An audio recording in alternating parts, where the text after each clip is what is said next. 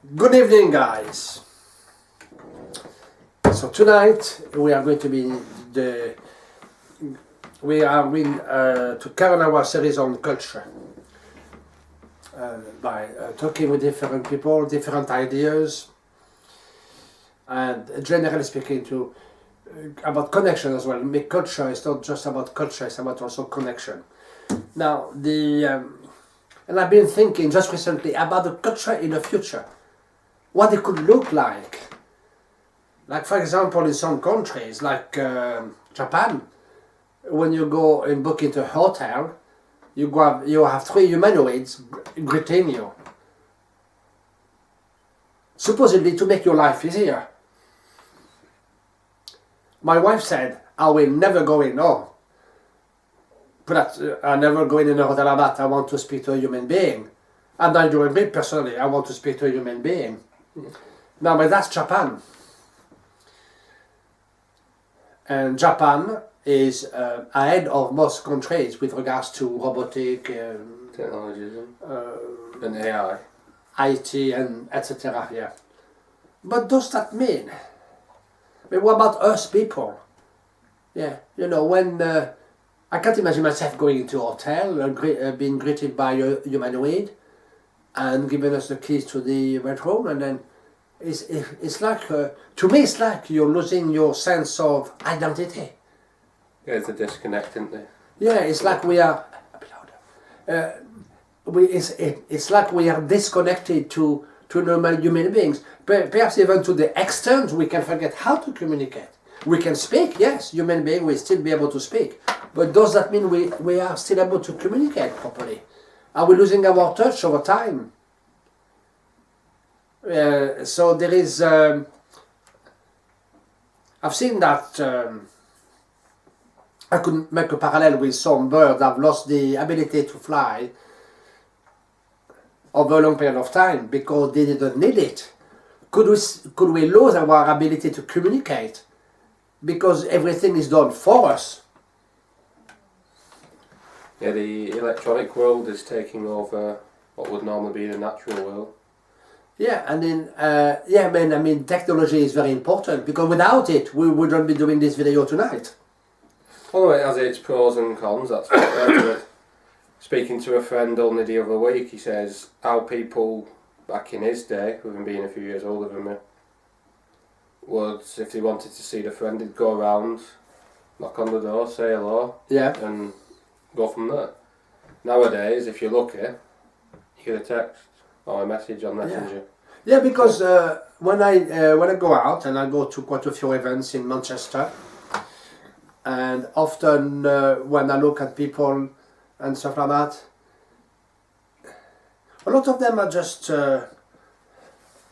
with this wonderful tool that we call the mobile phone, and they all sat at a table, and all of them go on mobile phone texting someone.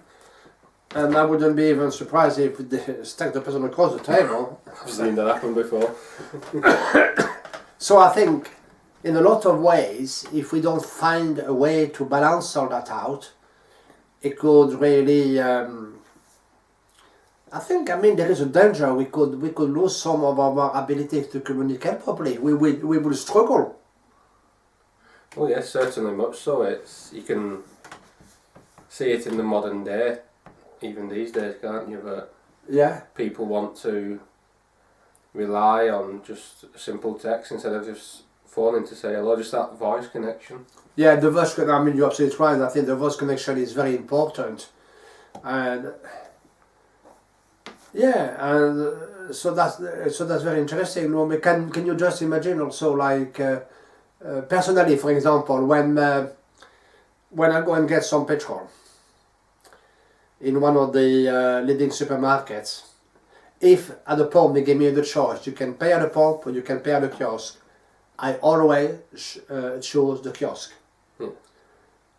Because even though I do not know the person that's behind the counter, I still want to have that human connection.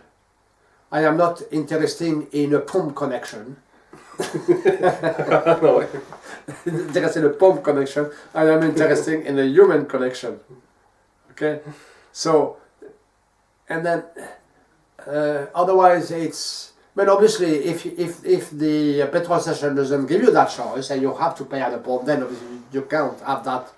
You have to have that pump connection. You won't have that human connection. But I think if we're not careful, I mean, in a lot of years down the line, maybe 5, 10, we will. What I could see happening is that some leaders out there, and I am not going to mention any names because that's not the purpose of this video, is that some of the leaders out there, they will know that. But because they are in a position of power, in a position of authority, they know how to, they are in the know. They will be in the know more than most people. So what I'm trying to say here is that they will know how to communicate. Yeah. And they will know how to communicate, but they will use it to their advantage. Yep. And I don't think, I think most of those leaders wouldn't be interested in your well-being. As such, they will be interested only in their own well-being. So they will be becoming so good at communicating, in giving speeches and other things, which is fine. But if we're not careful, if us as a population, we don't know how to communicate, they will be able to manipulate us, and we won't even be able to recognize it. We won't be able to see it. And that's a little bit frightening, because it means we are going to be following people and their belief, not knowing what we really, what we let in self-aware, in that makes sense. Yeah, and so, and it also it's like, I've noticed a lot of people these days struggle to communicate within their own culture. And can you imagine? Never mind across cultures. Yeah, when the habits and are different and stuff like that. So, for example, like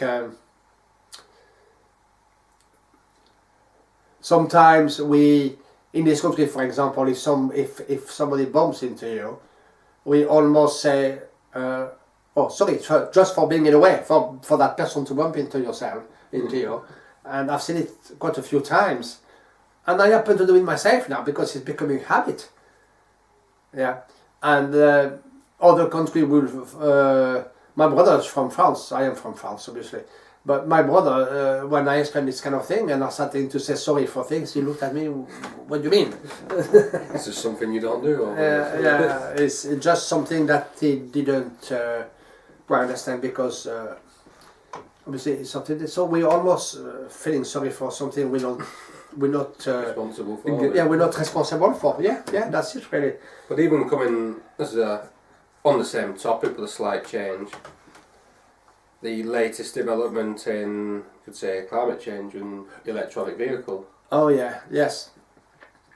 Carrying on from what you've just said, say like at the petrol pump, that wouldn't exist within a matter of 40 or 50 years. Never mind just having a choice between a pump and a human. There will be no pump. It's there's going to be a charger. Then there will be no connection. And people that rely on the cars that are getting ever more complicated, they can't even think outside the box and go on a new route without having to rely on satellite navigation, or we've lost the ability to, if that ever got taken down, if there was an error in the network, could someone read a map? Could they use their own imagination to find a different route? But that's interesting when you just said that, because last night, but today is the 13th of February, yeah. And last night we had a table tennis match, and I was quite ill anyway, but I went. And interestingly speaking, it was in the middle of Rasbottom at the cricket club.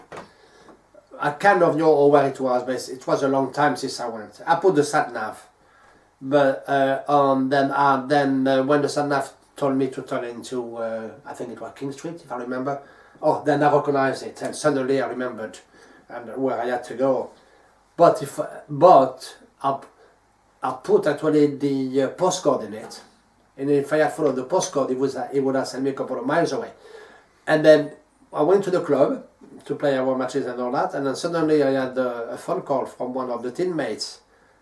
Anyway, we spoke to him, same thing happened to him. Even the postcode sent him at a very tunnel. That nothing to do with Ramsbottom Cricket Club. So he phoned up, and obviously he managed to get to the club last night, to the place. But that's interesting. That's a small incident. But personally, if I had trusted my sat nav 100%, and it's a good one, I must say, it's a very, very good one, because in 99.9% of the cases it's fine. But if I had followed the instruction last night from the sat nav, I would have been going around the houses before I could get there. Yeah. So because I know Ramsbottom, because I go there every now and then. So I decided to go by myself first, not to listen to the sat nav. I left it on anyway, because I knew at some point it was going to tell me where to turn into King Street. But that's a good example. We relying on the sat nav almost 100%. Yeah. But before the sat nav was on, I just went on or before I bought one myself, I remember going on one of the big companies' route planner, the AI route planner, I just mentioned it, yeah, or ISC or whatever, and I used to print it out, and I used to plan my route that way, yeah, and so, yeah, I think if we're not careful, I think we need to try to find a balance. So.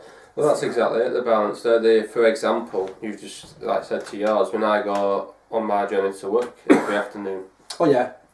If you take the route that a sat-nav would take you, yeah, you'd be doing 15, 16, 17 miles. It'll take you straight through the busiest routes. It just wouldn't think. Oh yeah. Where on a different app I can use, fair enough, it does actually take you down the route I would normally like to take. Yeah.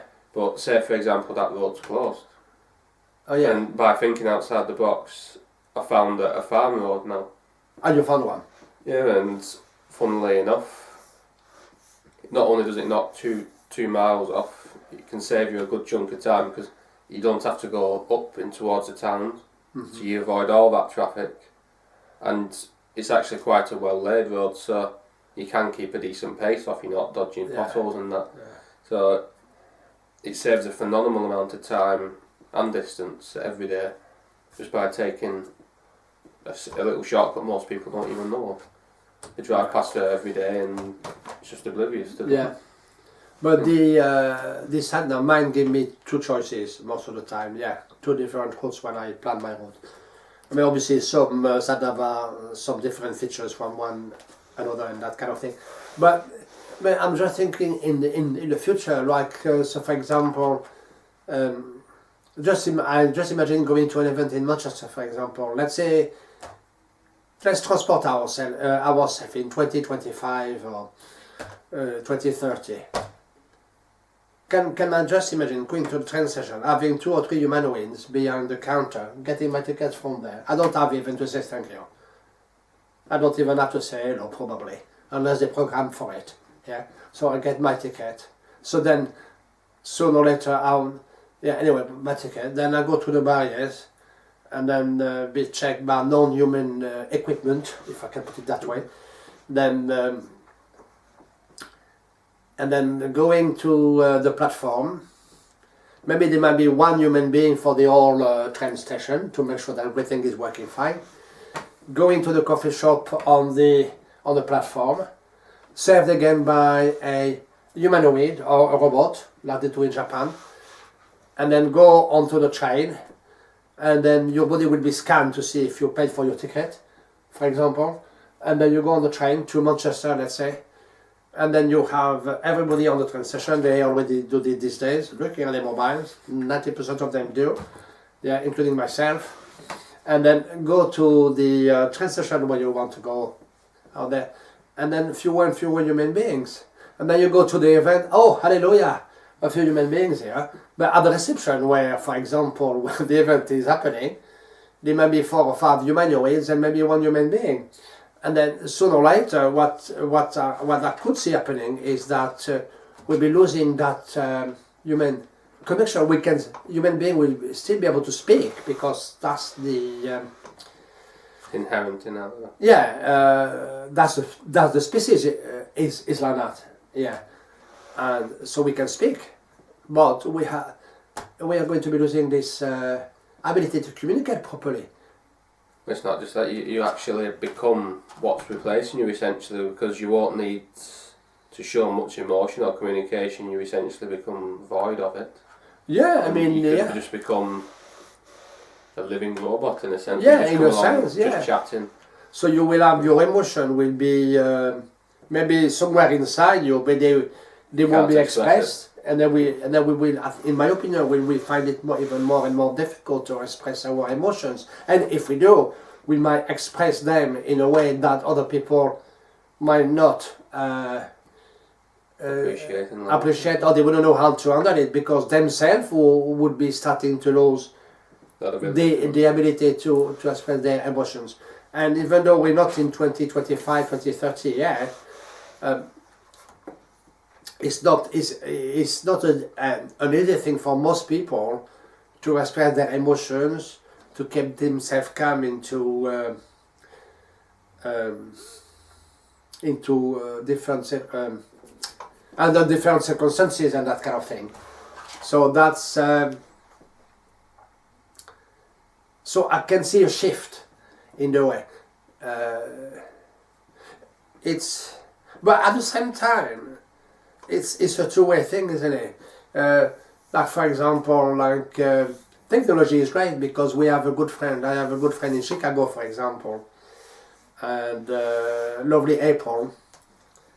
So when this video is done, I'm going to post it on a timeline. She said you can do that, no problem. And we communicate on Sundays on a regular basis, 9 o'clock British time and 3 o'clock Chicago time, USA time. And we've been talking on Zoom for quite a long time now on a regular basis. So without technology, we won't be able to do that. Though that's created actually a small community of people, April, myself, our partner who's in the UK, Frank Hickington, who joins us every now and then. And we have communicated, let's say, a very small community of about 4 people. I happen to speak to her mom once or twice on Zoom, and she really likes her daughter communicating with us, because we've been able to share our problems, we've been able to share our emotions, we've been able to support each other in difficult times. So in this respect, technology had a good effect, because without it, we would have been able to speak to April, and for free, for the first 45 minutes, providing there is only, if there is more than 2 people on that video system, then it lasts forever. But well, it can last forever. But if there is 2 people, or if there is 3 people or more, then it's up to 40 minutes for free. If I had to use my mobile for 35 minutes to the United States, then I think very expensive. Then I'll have a shock when I receive my invoice. Yeah, sorry, I can't pay it. Overdrawn, £400. Anyway, so I think technology perhaps can have pros and cons. It it has enabled the world to, in essence, become smaller, easy to communicate with other people. Yeah. But with that comes the downside that it has took away a bit of communication. Yeah. In the world, it becomes so much easier to just go. Oh yeah. Than it does. In a way, video communicating, that happens quite a lot with my sister, with her being away for work in a different country at the moment. Yeah. So it's easy. Obviously, it's a great piece of technology, so you can just keep in touch. You can update you on things. Yeah. On the downside, people that before would probably phone you up and have a chat with you, and you couldn't see them. You could hear them. Yeah. You could see the tone. Yeah. Or you'd just maybe say, well, I'll be coming round, I'll see you at such a place on such a day and time. Mm-hmm. Now it's just easy to just go, how you doing?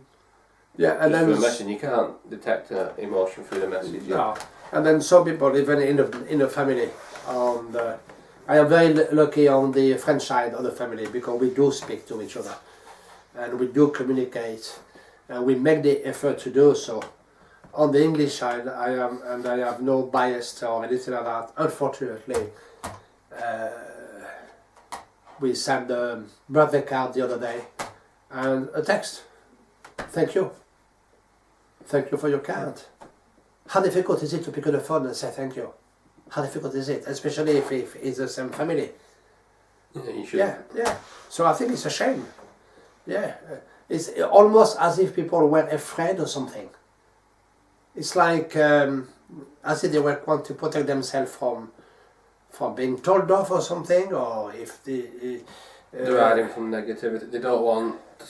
It's easier for them as a person to send a message. It's just there's no confidence involved. It's just. There is no. It's like there's no need for having any serious confidence involved because it's just fling it off. Yeah. You don't see the person. They might not get that for hours, so you can put it out of your mind. But if you're saying if you have to phone them up or see them face to face, you might make a wrong facial feature. You might say a wrong word.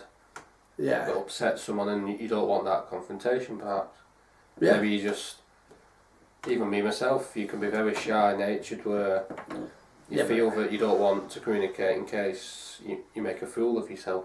Yeah, but I mean, when it's the same family or close relative, You shouldn't have that problem. No, you shouldn't have that problem. But unfortunately, it does happen, and not just in our family. I'm sure it does happen across a lot of families. And I just think it's so silly. It's almost as if people wanted to live a life without problems.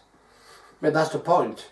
If you live a life without problems, you don't solve those problems. You just bury them, and they're still there.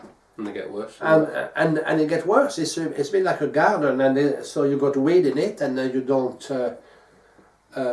dig it up. And you don't dig it up. It's going to get worse. So I think it's a shame. Well, a text obviously, but then nothing. But the point is, he likes, in my opinion, it's just a shame.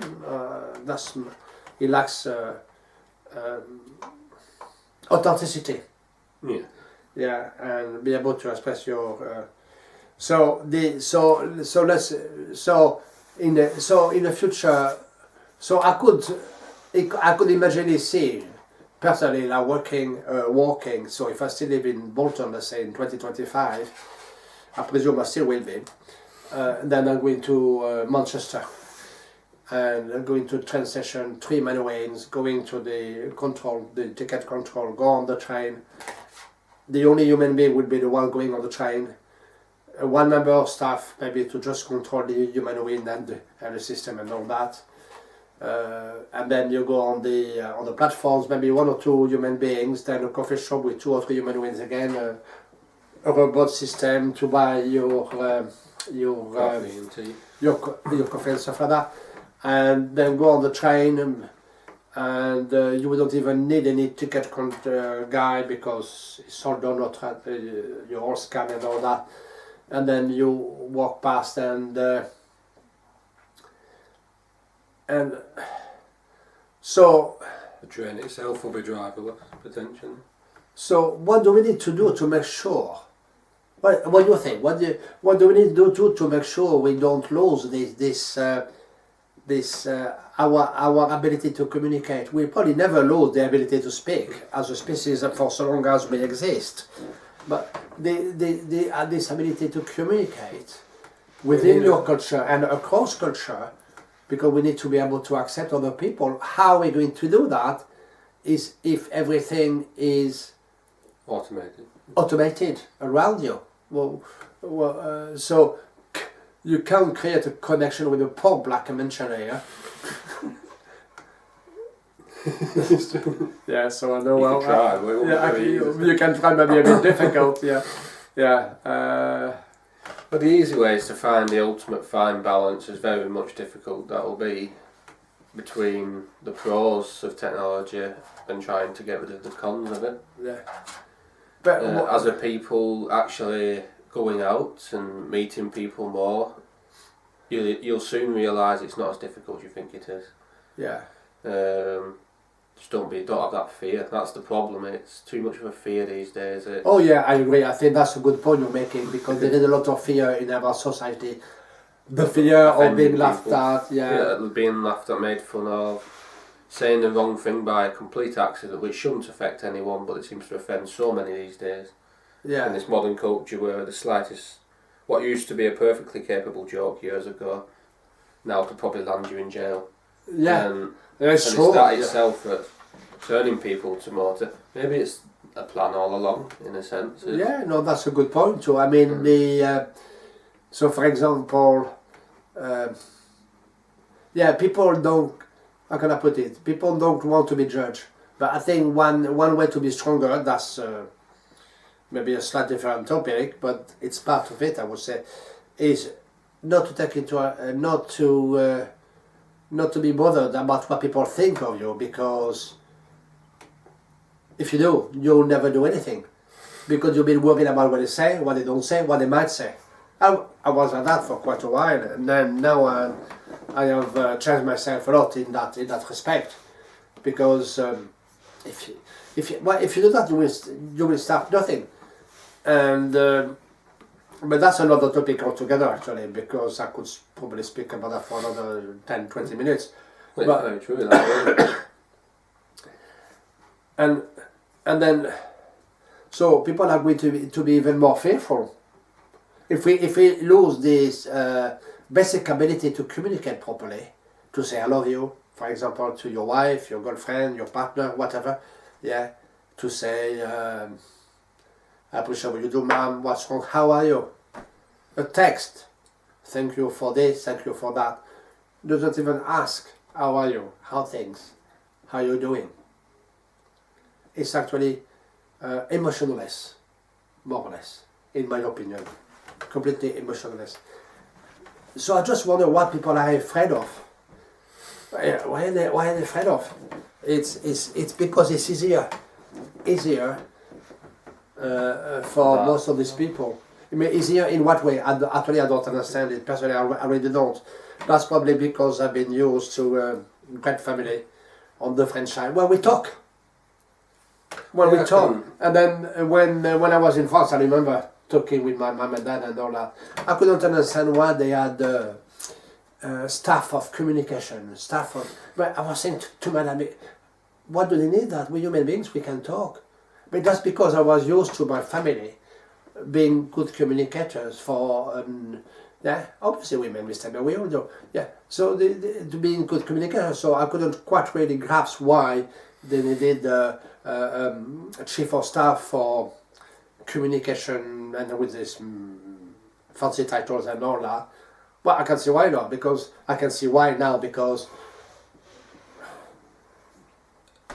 it's being lost very slowly. yeah. So I think we're losing that even simple things. How are you? Or even a text. Yeah. Oh, anyway, sorry if I don't want to go down that. But what I'm saying is that I think with the technology thing, people are going to lose if we're not careful. If we're not careful, we are a lot of people are going to lose their abilities to be able to express their what did we say, their feelings and emotions. That's what we used earlier. Well, that's part of the problem. The other thing that I suspect that the text racers took over is that it's, particularly for the modern generation, it's ease of use and the time. If you're dared to phone someone up nowadays, it's not just a fear of face-to-face talking or actually maybe even getting something on the confidence to speak to someone if you know them or not. Yeah. It's the fact that you might end up going yab, and you could be there for an absolute age where some people, they believe they don't have time to put aside. For some reason, comes to the other point of planning. You should always plan around your day, so you know you've got that time to communicate, so you're not just... Sometimes unfortunate things occur and you don't have time. Yeah. That's part of life, that's unfortunate, you can't avoid that. But you should never be afraid to just come across, because you never know when you might need that skill, and if you can't use it... Yeah, and also, I'm glad when you just said you never know. What about the person or the people who don't communicate? One day they might need somebody who they want to communicate with them, because they might be in a difficult situation, they might be in a distress situation or whatever. They might be in a situation when, at that very moment, they will need that human connection. that do not exist and cannot be sustained properly to just through texting. Yeah, I could text my friend from in America, and then when we can't do it because last week I was pretty ill, so I cancelled the Zoom, but I sent a voice message on WhatsApp, and I'm going to actually send a voice message when we finish this video. And so April, this video is going to go to you too, because we all love you here. And we communicate, yeah, and we supported each other for a while. So anyway, so we said that already. So one thing to say, what can be the solution to make sure that people carry on communicating accordingly and properly? Yeah, obviously we cannot stop people from using mobile, because I won't stop using mine. Okay, so we cannot stop people doing that, obviously, because we cannot stop the change that's happening with technology and the extra means of communication through Facebook, Messenger, WhatsApp. It's all about education. It's all about education, I like that. I believe if people were properly taught about the need for communication, the necessity of it, and potentially what would overall be lost if it was lost. Yeah. It's not so much fear factoring into people. It would bring it back. It wouldn't stop people progressing further into tech. That's not going to happen. People would still use the phones they've got and other technologies. But at the same time, it wouldn't be overused. It'd be they'd actually go out and meet people. Yeah. They would have confidence to speak to people. But you know what, I am now scared of. Yeah, I am really glad you mentioned about education, because I think at the end of the day, because we cannot stop technology, that's just impossible now. We cannot stem changes. So change is useful, but it's how we use the change. It's how we can use our wisdom, and how we can find solution. But one big thing you just mentioned is education. And education could start from schools, yeah, and that to make sure that our children are going to be becoming decent human beings. In the future, they are going to be able to express their emotions, because there is nothing worse than keeping an emotion inside all your life, something that you don't not solved. That you think you've solved, but it's just buried. Well, that in itself can rear, and that's what leads rise to outbursts that can end up being criminal. Yeah. They cause a vast variety of mental disorders. I was just going to say that. That's another good point. Thank you for that. I am really pleased you mentioned that about mental disorder, mental distress. There is a lot of mental illness these days. So I can imagine this will be only on the increase as on 2030, 2035 and all that. Because unless we take action now, we educate people at school time, and it should be in the curriculum. I hope it's going to be in one way or another. I firmly believe that a lot of these illnesses have come from the innate fact of technologies taking over, and it's come up at a rate maybe just a bit too fast for us to adjust to it. Yeah, some people will be able. We're a social species by nature. There are obviously people are different. Some are more recluse and shy than others, but as a whole, just like what would technically be our favourite pet in the dog, we're a social animal, and we need. Yeah, we need that that interaction. We yearn to belong to a group. To a group of people. And that's why we all have different cultures, because certain groups of people like that thing of life. Yeah, and that's also a very good point. Yeah, no, you made three very good points tonight. So you mentioned the education. Yeah, you mentioned the mental illness, and then you mentioned what did you just mention now? About our need to be in a group or well, we need at least some form of socialisation, because we tend to be drawn towards a group of people that we see as a match for us, which essentially is what tribes, or in this case nations, are. The groupings of people that have a matching for one another. Yeah. That's why cultures evolve. Yeah. habitats evolve in that sense, or habits in your case, Yeah. and whereas when someone, the closest in actual culture to British would be Danish, Yeah. just by the nature of how they live, but you could never say, you could pop into Japan or Thailand and go, I love this place, Yeah. because it's completely different, it's alien to us, Yeah. and we could learn and adjust to get to Well, that level. absolutely. Yeah. But If we the are reason yeah, we prefer to live here Yeah. is because we're around people that have views that are like us. Yeah. Similar views, but we all yearn to belong to a group of people.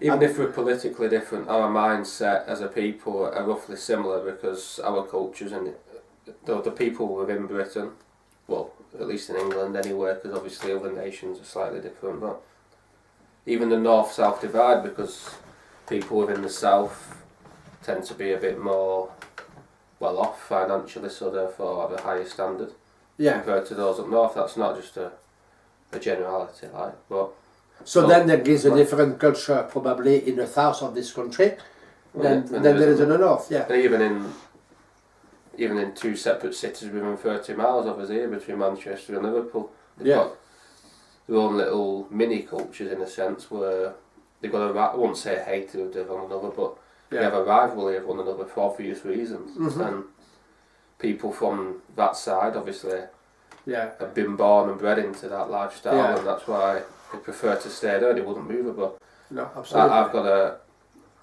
a friend who, even though she might live in a town near me, she's very much, her home is always going to be in Liverpool. Yeah. That's where she was born and bred for many years of her life, and that will always be home for her, because that's where she feels at ease the most. But that's very interesting what you're saying, because we need that human interaction. We need to belong to a group, and culture gives us that type of what do you call it? Safety net. Like framework in which you feel you belong somewhere, because people want to feel they belong somewhere. It doesn't matter whether you're Japanese, French, English, German. We all have that need, but we all think differently, because our heritage is different. So is our culture. But we can probably speak another 20-40 minutes on that. But just to summarize, we all need that. So we mentioned the solutions earlier about education, and also there is I know I mentioned earlier about chief of staff of communication, which at the beginning I found very strange when I was talking about it with my parents, because we did not have that problems in our family, that problem. But however, I found out that yes, there is definitely a need to learn how to communicate, to be able to communicate positively with people and to be able to express who we are and that kind of thing. So education, workshops, probably around work, for example, because you got the work culture. Workshops around, for example, social gathering in one country and another. So it's probably a good idea, for example, before you go to a given country, that you learn a little bit about the culture of that country, if you want to fit in when you get there, and also is to accept we have to learn something from other people, and see the world through their eyes, not yours, to be able to do that. And if you're able to do that, then it will be a lot easier for you to integrate. But this is say for instance, if I wanted to pop over to Southeast Asia in a time, or say places where culturally and linguistically they're very, very different. I wouldn't have a clue, and that's even if, say I just went blind, I didn't bother reading up on the ways that they run in their countries, their cultures. I just went there. I got sent there for a reason. So. But we need to learn. Sorry.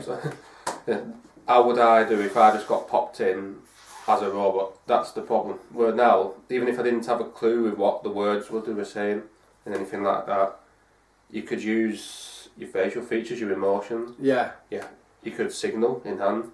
People would have a rough understanding of what you meant. If we lose that ability, Yeah. and then you got dropped in that scenario, you'd be, well, But then you can't do anything. Yeah, you'll be You are. snookered. Yeah. You're just essentially an android walking around. Yeah. So we need to be able to learn and not to let the not to. I mean, that's also a choice as well. To our that remind me of. It's also a choice. Do we choose the easy way to just send a text? How many people do it? Or do we choose the difficult way to actually speak? But how can that just be on me? How can that be difficult? I believe that it's a life now where everything's got to be easy. Where Yeah, that's true. people don't like challenge because they find it hard, it upsets them, they don't like difficulties. So, like you say, it's easier just to send a text. It's less aggro than it is by making a call. No. You have actually tonight in the discussion you made. I'm going to listen to that video myself when it's edited, because you made quite a few 5 or 6 points tonight in this discussion that are very important. Really, you're right. People don't want challenging. They don't want the aggro. They don't want the hustle. They don't want this. They don't want that. So. They even give up before they even start, and that's just sheer lazy. It's, I can't do that, I won't do it. Give it a try. If you fail, you'll learn. Yeah, absolutely. So I think for me, I mean, we cannot change every single person on the planet, but we can make an effort to change ourselves. We can make an effort to go the extra mile, if I can put it that way. But a lot of it's about, I think, in my opinion, communication should become, amongst other things, a subject really, even at school, because people are going to be, even at school, so people, children become responsible human beings, capable human beings, for the future. So anyway, let's recap briefly our solutions, and we'll probably finish on that. So for the future, what I would say is this, that